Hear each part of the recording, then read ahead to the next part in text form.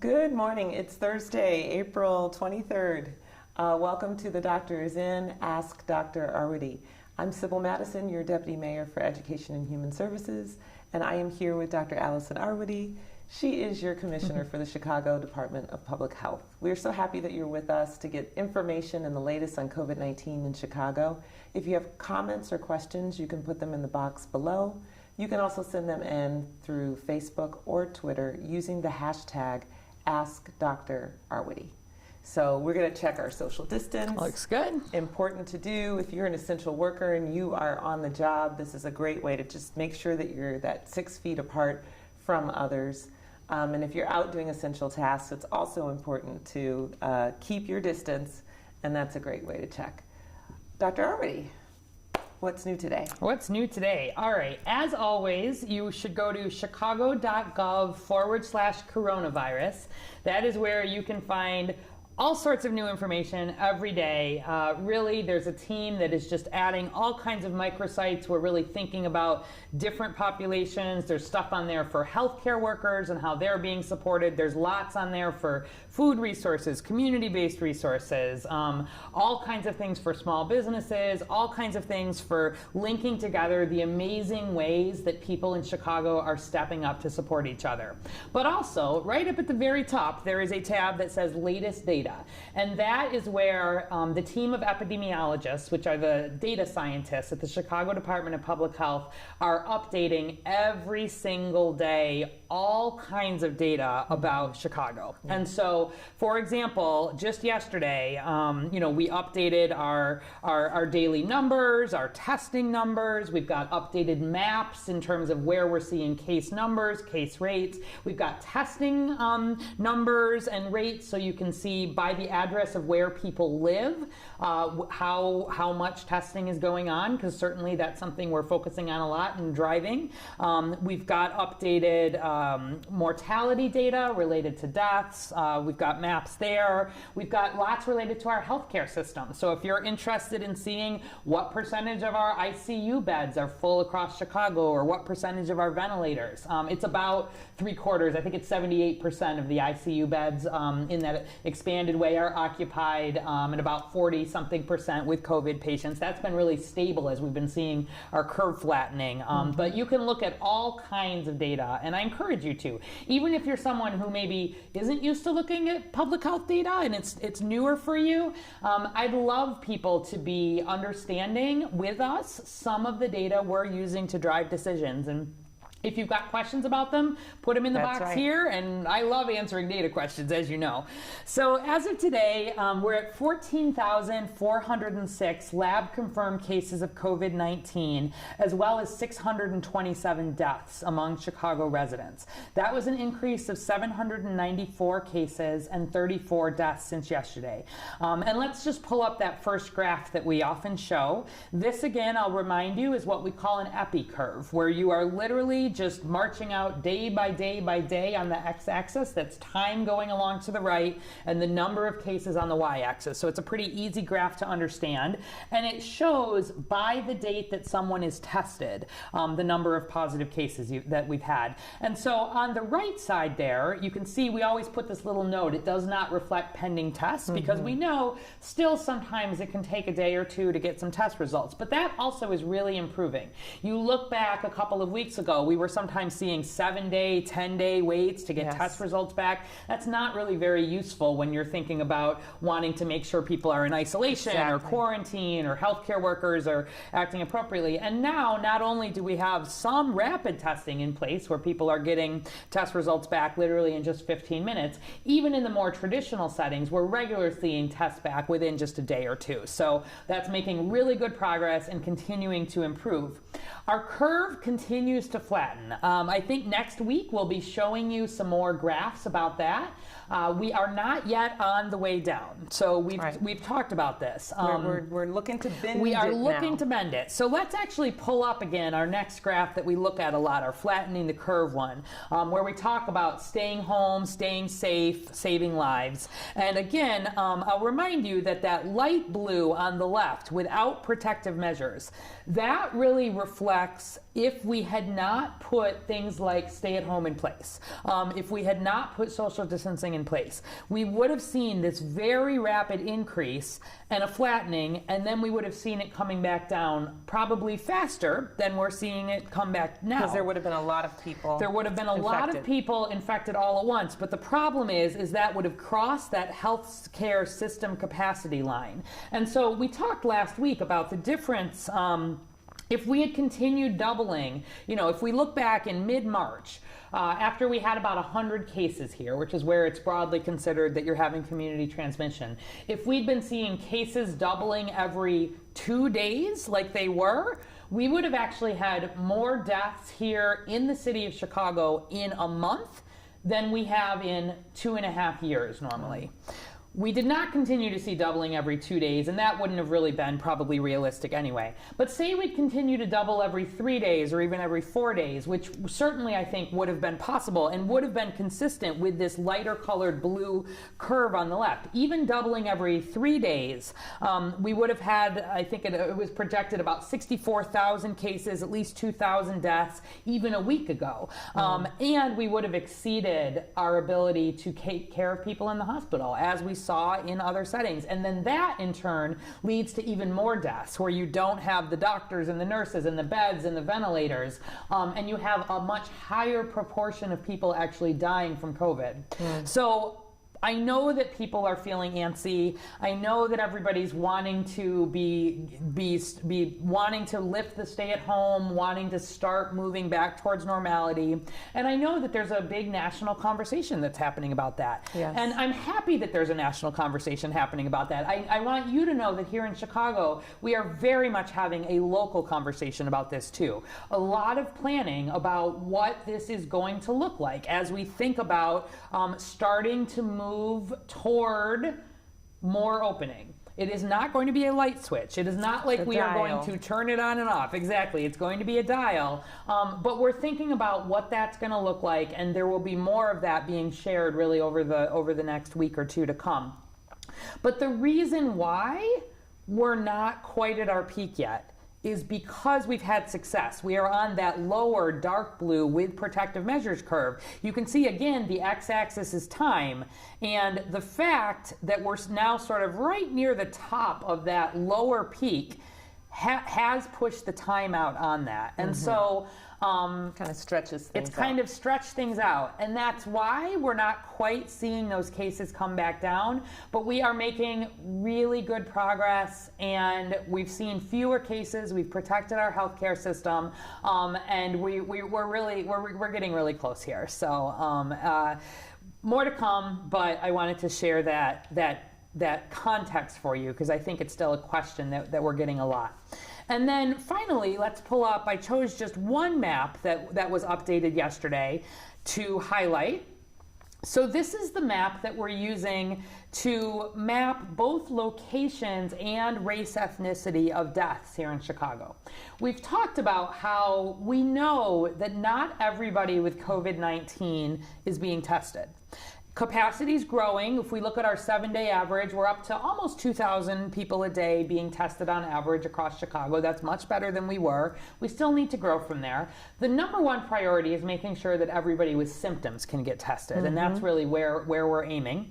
But we know that our case rates for the whole population are also in some ways a reflection of how much testing is happening. So, the fact that we're seeing some of that slower flattening is partly because more people get tested. However, in the hospital setting, in the ICU setting, and then among people who have died, there is really widespread testing, and we don't think that we're missing many people there. And so the death data is what we will use to sort of make sure that all of the projections we're using at the population level are tracking along, and they are.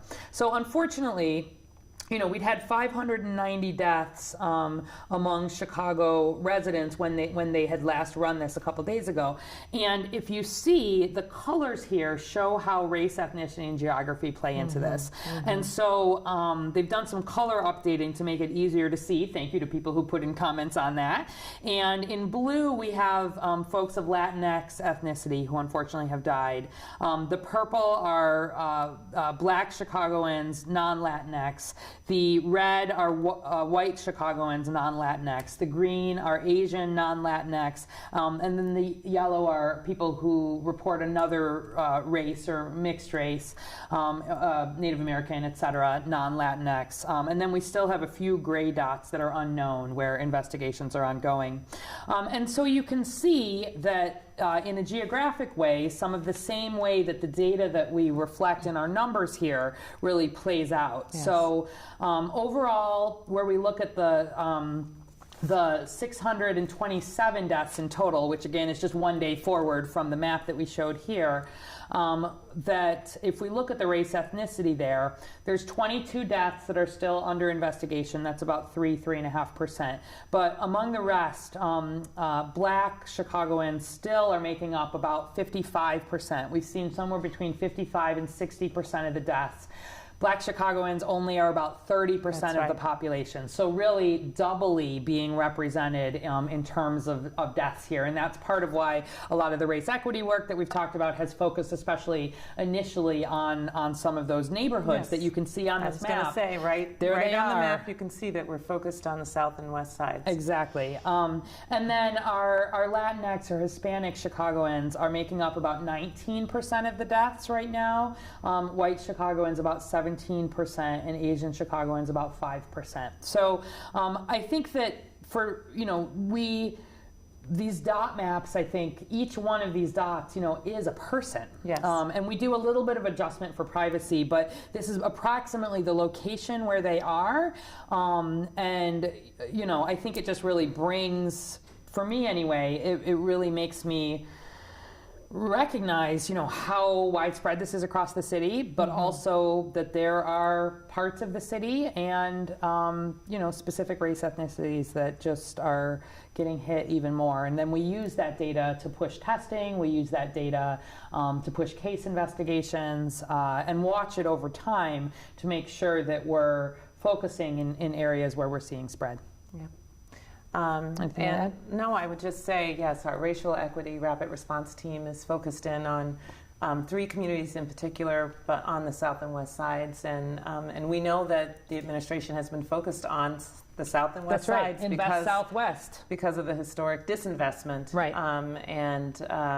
And we've talked a lot about how when you look at maps on different aspects of quality of life here in Chicago, the map never changes. That's right. And unfortunately, this map reflects that same pattern. But I am particularly encouraged by the work that we've been doing with community leaders, with West Side United, with lots of partners from the healthcare community to really buckle down and see what we need to do and listen to community members about what they're experiencing and respond to that. Yeah, and I want to just emphasize that we are if you're interested in actually exploring some of these underlying causes some more, I would point you to the Chicago Health Atlas, chicagohealthatlas.org. That's where the Chicago Department of Public Health regularly, like aside from COVID, puts up all kinds of data where you can look by community area, you can look by economics, you can look by race, ethnicity, and really get some understanding of the underlying root, both health indicators and a lot of those social indicators that have so much interaction. So we unfortunately, at the health department see maps that reflect this reality and are very interested. Our whole goal as a health department already as part of what we were calling Healthy Chicago 2025, our plan for the next 5 years was focused on that black-white life expectancy gap. The biggest thing driving that gap, unfortunately, is chronic disease, mortality, diabetes, hypertension, smoking-related illnesses, the same things that are driving a lot of the differing mortality rates that we're seeing for this. So there are big plans around this, not just for COVID, but in a long-term way. I think, Mayor Lightfoot has been so vocal about this and what we need to do as a city.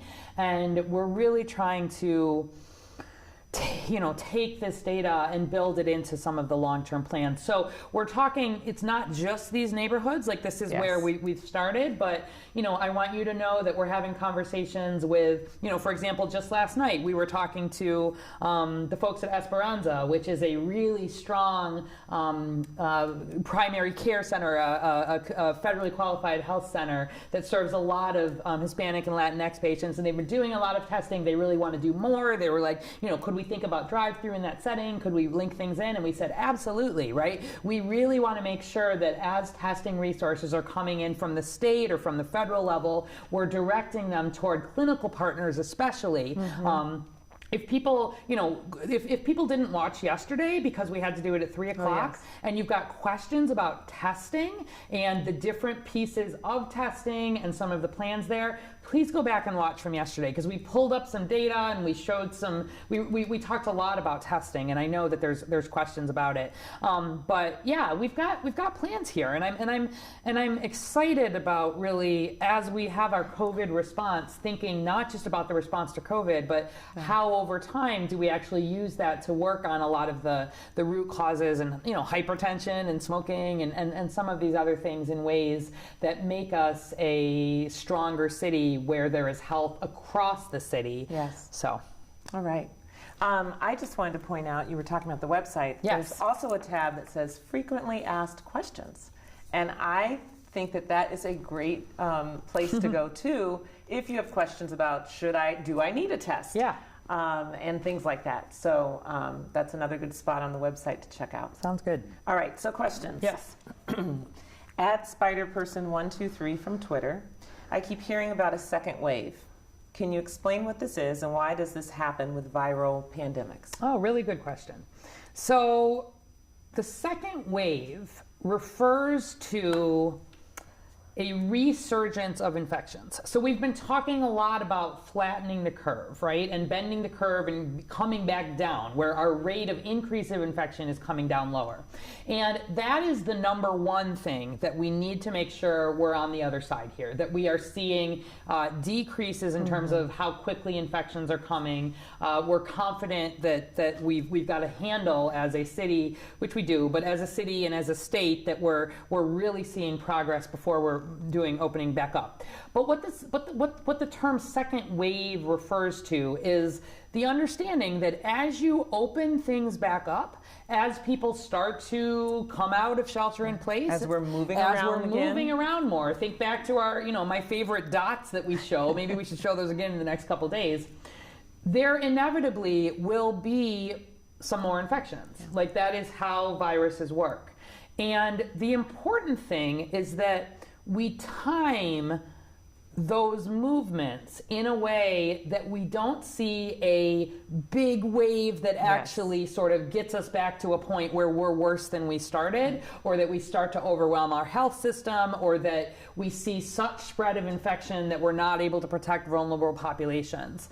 And there have been some places in the country where they kind of reopened and then had to scale back again, right? Yeah, not in the country just yet, because we're new on that, but in the world there have been. Exactly. In the world, there have been some countries that have worked to reopen and then seen a pretty big surge or a second wave of infections and needed to kind of take a big step backwards. And that is just, you think from a psychological perspective, from an economic perspective, we're going to have a dial here for sure. So it will be a sort of careful, think about how we came into this, right? Like, it wasn't like stay at home. Right. It was like, first, size of gatherings, and then smaller gatherings and smaller gatherings. And it was limiting, there were different things around restaurants that happened. Right. There were different things around, and there will be some of that in a more gradual way coming out. And we'll talk more about that. But the goal, and it's really important that this resurgence of infections that will happen does not put us back out of control in terms of infections, and that we've got the resources to really take care of it. And so sometimes people will also talk about a second wave in the fall or the winter, where again there remains some questions about whether there's some seasonality to this virus. And regardless, we're going to have a flu season. We always have an influenza season and flu in fall and winter. And no matter what level of COVID is here, thinking about COVID on top of flu is a very scary thing. So there's actually some of my favorite work that we are doing here in the city is being able to work with what are called modelers. And modelers are these scientists whose whole job is to do projections, is to think about what data do we have coming in now and how can we build scientific models that help us predict things like when will we see a peak, when will it come down. And there's been a lot of that work going on, and that's happening at the city level, that's happening at the state, that's happening across the country. But also, like just this morning, we were on a call with Argonne Labs, which has an amazing team of modelers and data scientists that even before COVID, they had built a it's called a synthetic Chicago. They really built a model that reflects Chicago, reflects the ages of people in Chicago, reflects the movements of people in Chicago, how people move in and out of the city for work, has thought about everything from like where our healthcare is to where our schools are. Like they really have built this population that you can then sort of put different things on, and we use it for non-COVID things, and it's this interesting model. But obviously, since COVID, we've been working with them around what does this look like in our synthetic population. And so, for example, we worked with them, and then they actually fit this model, which means you take the actual data of what's happening and you plug it in, and you say, okay, like how well is the model predicting what's happening, and how can we adjust? And so they've been looking at our actual Chicago case data, like we share with you, our death data, our hospitalization data, and using it to help us make these predictions about when will we peak, et cetera. But like this morning, and for the last few weeks, we've been having conversations about different opening times. So if you had the stay-at-home order and you opened, May 1st versus you push that into May versus you push that into June versus you push that much, much later, which I'm not saying that is happening, but you want to have these models that actually predict. And literally what they do then is they say, in the Chicago synthetic population, knowing what we know about how our population behaves, we shared some of this data about how well people have been social distancing, and you make assumptions that say how well will people continue to social distance. So there's a whole set of models where if you open up the order and everybody goes right back to business as normal and they stop social distancing and they stop the hand washing, and those models don't look very good. And then there's a whole line where you say, okay, let's assume about half the time, right? We sort of manage to keep social distancing. We manage to continue to do these practices that keep us safe. And then you can look at things in between. But just like flattening the curve was all about how well we're staying home, how well we actually do as a population moving forward is a lot about how well we continue to do a lot of this social distancing even as we open up. And so that's where I think the conversation gets a little bit complicated. People sometimes imagine it's going to be a flip of a switch, I'm going to go back to normal, I'm going to be like hugging all my friends and getting together, and it's not necessarily going to be like that, because if we do that, we will sort of see the second surge. And so in these models, we look at sort of taking the time off at different points, and then you look at how quickly you release things, and they're able to look at restaurants, and they're able to they can really do amazing work. But the great thing is that those data scientists, that work that they're doing, actually we can then use to drive these really big decisions. So Mayor Lightfoot has seen these models. We've seen these models. We talk about different models with the governor's office, and we're making these decisions that we know are so hard economically and so hard socially, based on actual projections that say, we know we're going to see some more cases, but we need to see those in a way that keeps this in control, that lets us open things up, that makes sure all of this social distancing remains part of the equation. So there's going to be a whole lot more opportunities to talk about it, but second wave is a thing.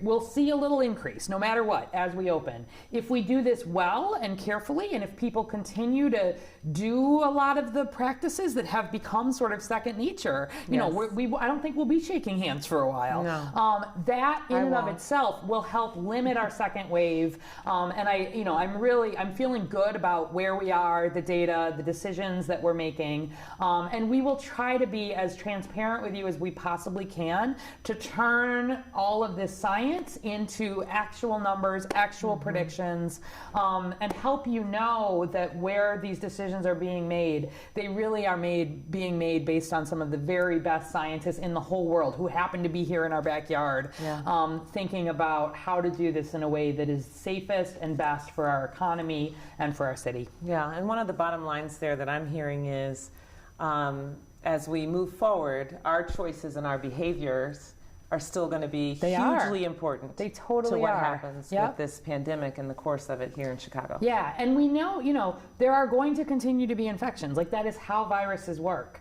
But if we can sort of get people through those infections in a way that continues to protect vulnerable populations, that does not overwhelm settings, that does not see spread in unexpected ways, and gets us to a point where we have sort of maybe a lower level of some of this infection going on, as we get towards cures and treatments and vaccines, right? Like that will be that's the balance that we're sort of playing here. Got it. Okay, so Nicole Lee. Maybe we can show some of that next week. If people are interested, let us know, and maybe we'll show you some of that modeling. Sorry, go ahead. I'm sure someone out there is interested. Someone out there is wants to hear about this. Someone out there is geeking out, totally wants to see it right now. I know a lot of you just want to hear about wiping your groceries, so I'm sorry, but it is very, very interesting. Yeah. So let's get back to a question straight in from Facebook from Nicole Lee. Can you define prolonged contact? I know we've talked about close contact, but then also this. So the prolonged contact, we really do talk about at least 10 minutes within 6 feet. That has been a number we've used from the beginning. That is based on actual studies of who is likely to be exposed and transmitting COVID. So that's the difference between running past somebody on the street and actually having extended contact. Closer than this. Closer than 6 feet.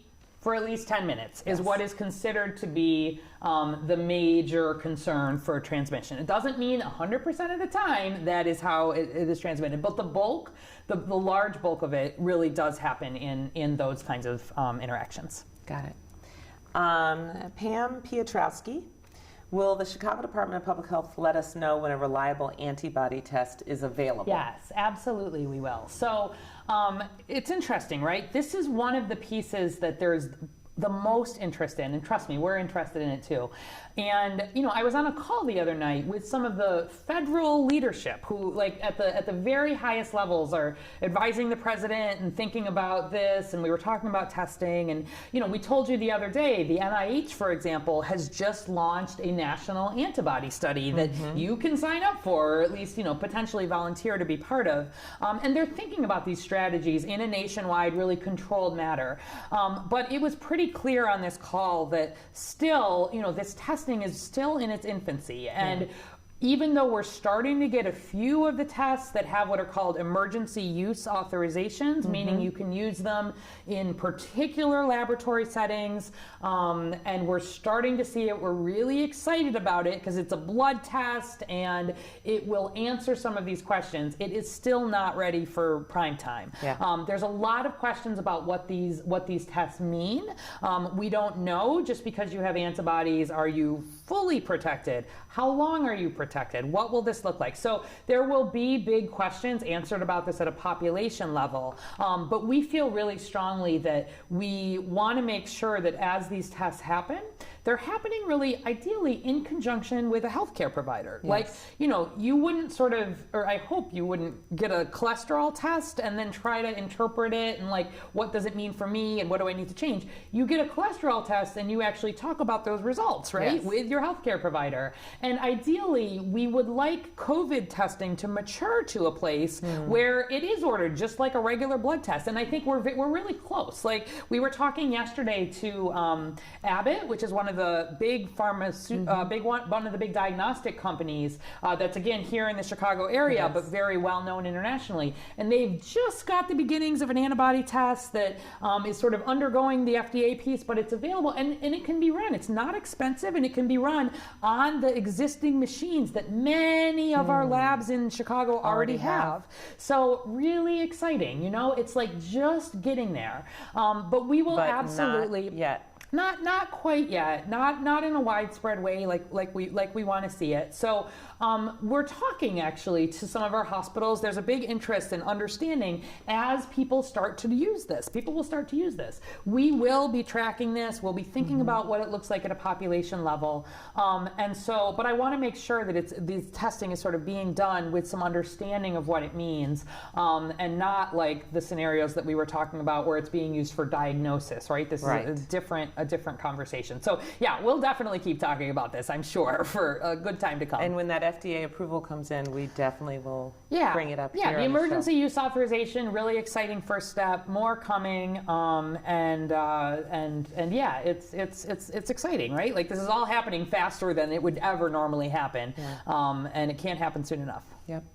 Okay, Christina Marie from Facebook. It seems like every day I'm reading new information about what COVID-19 symptoms are. It might be gastro, you could get reinfected, it causes deadly blood clots, it affects your brain. Do we really know what this is? Yeah, good question. So we do know what this is. So to take it all the way back to basics, right? We know this is a coronavirus. Coronavirus, again, is a class of viruses that we actually know quite a bit about because there are a number of other coronaviruses. There's a type of coronavirus that can cause the common cold. There's a type of coronavirus that can cause severe acute respiratory syndrome or Middle East respiratory syndrome.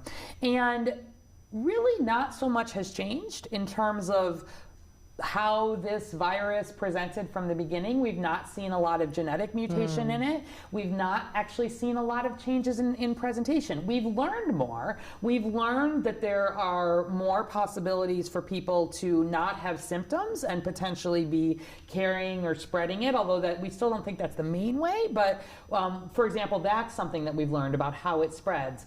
As we've learned more about the possibility of people who are asymptomatic, that also means, in effect, we've learned more about the severity of it or the death. The two big things always epidemiologists are interested in is how severe is it and how easily does it spread. Those have been the questions from the beginning. We continue to refine those. But in terms of the clinical presentation, not so different.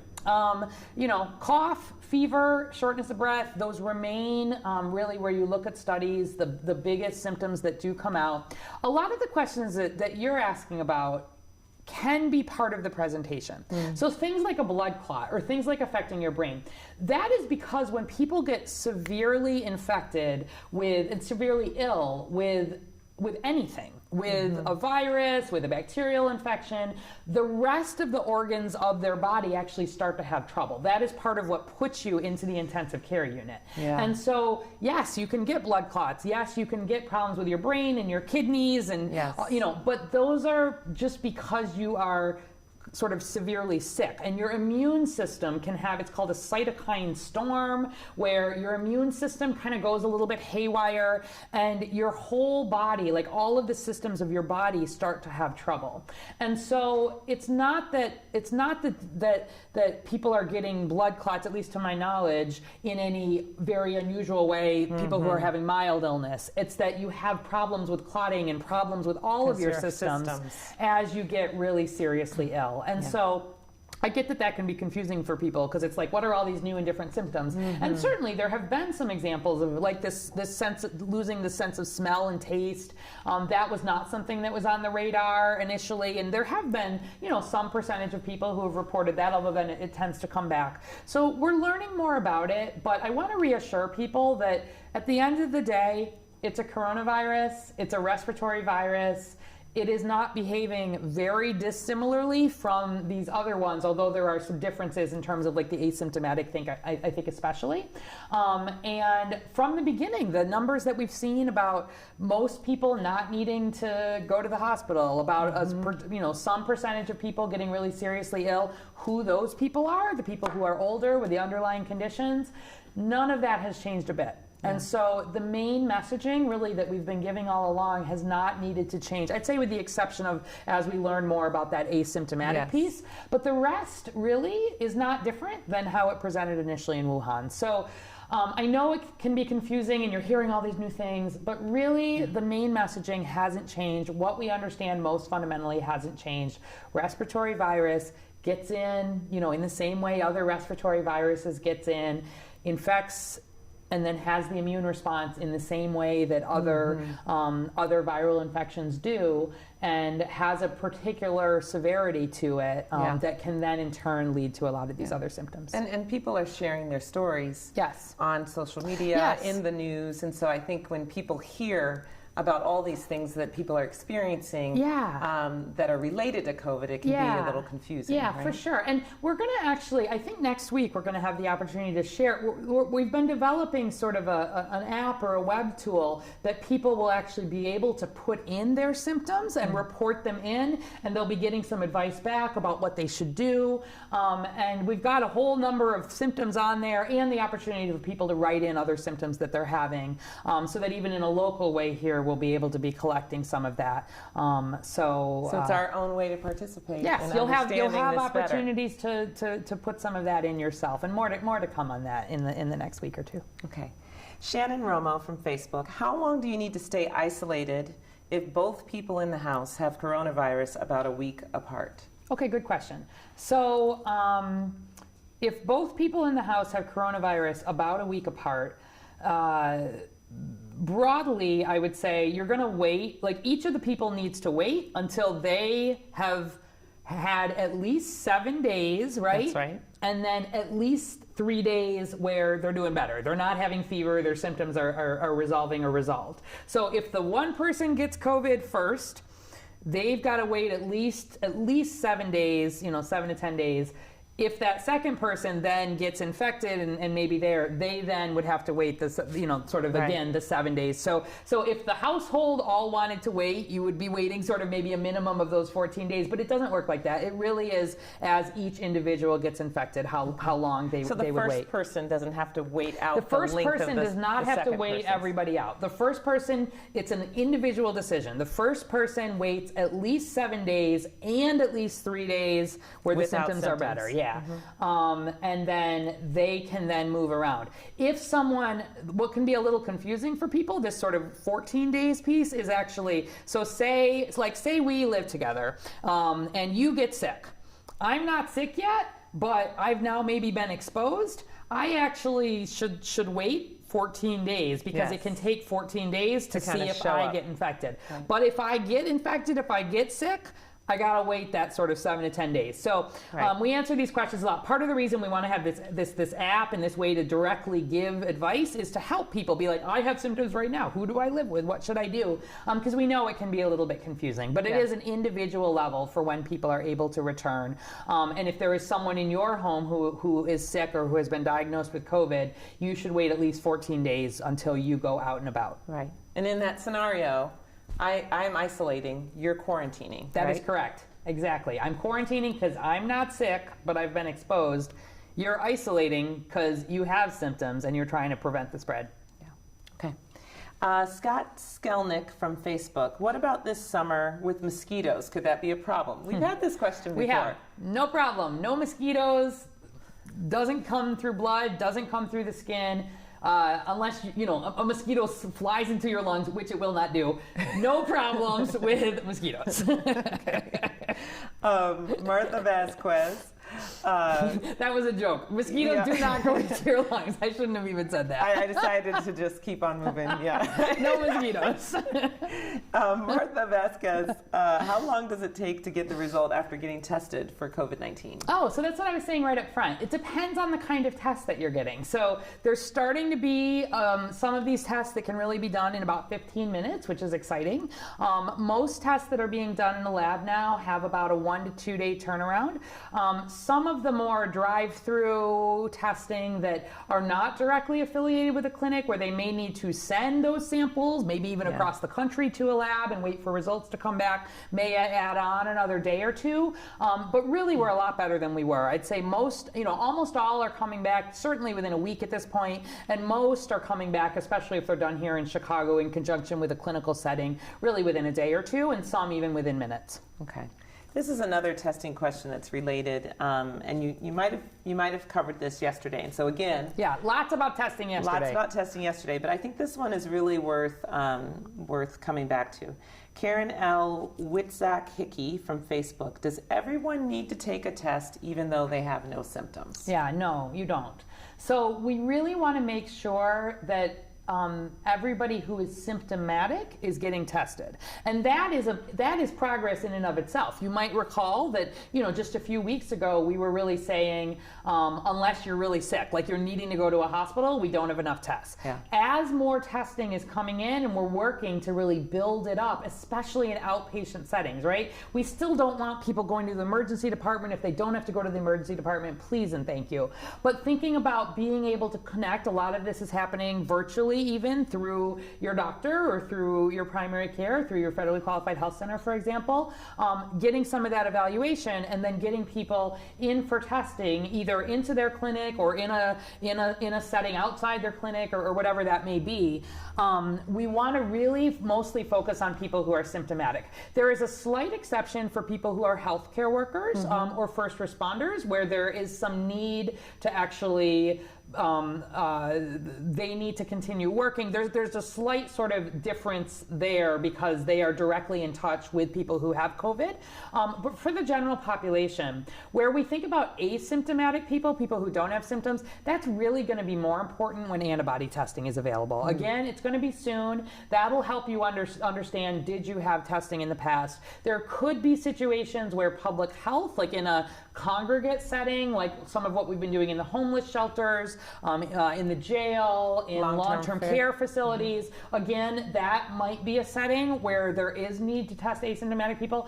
But generally, for people who are in the community at large, we mostly want to first make sure that we're testing symptomatic people. There remain questions about how valid test results are for people who don't have symptoms. Like if you actually look at the sort of the fine print on some of these tests, they're still designed to diagnose people who have symptoms. And we know, remember, that there are false positives and false negatives. And especially if people are getting tested too early and the viral level has not yet built up, you could get a false negative test but actually have COVID. Like that happens for sure. And so we really especially want to first work on making sure that people who are symptomatic are getting tested. And then as capacity builds, and especially as antibody testing comes in, that'll be more important. Yeah, I think it's important to say because there's such a focus on testing. And so I think everybody feels like, well, I should get tested. Well, and the other thing is I want people to recognize that we want testing to happen in concert with decision making.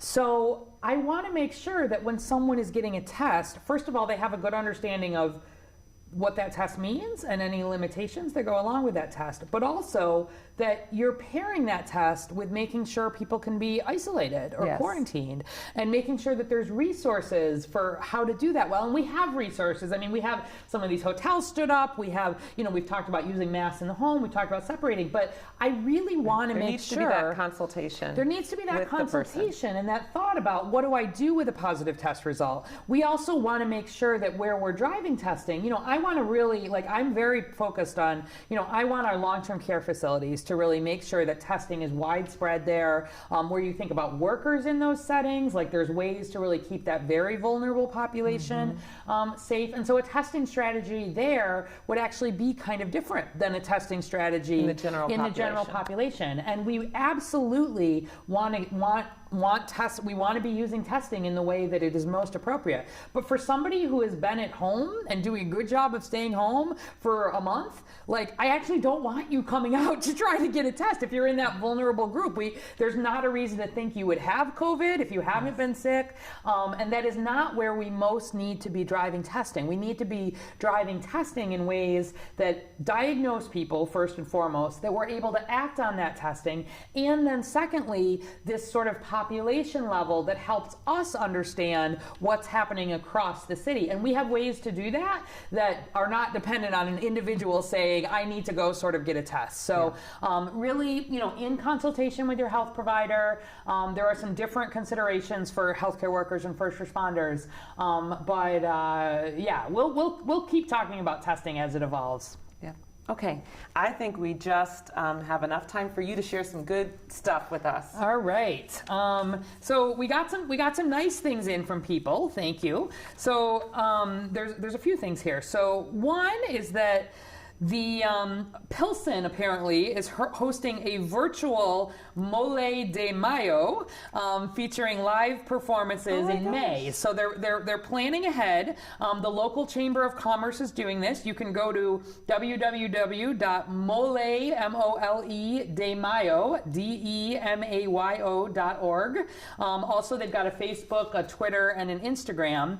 And the Chamber will be sort of having celebrations and then also urging people to buy specialty mole dishes. People know chicken mole, it's like really good, for delivery or carry out to support Pilsen restaurants. So this is a 10-year tradition that they have in that community, and they've thought already about how to have it be a celebration, support restaurants in a way that has social distancing in line. So I thought that one was really nice.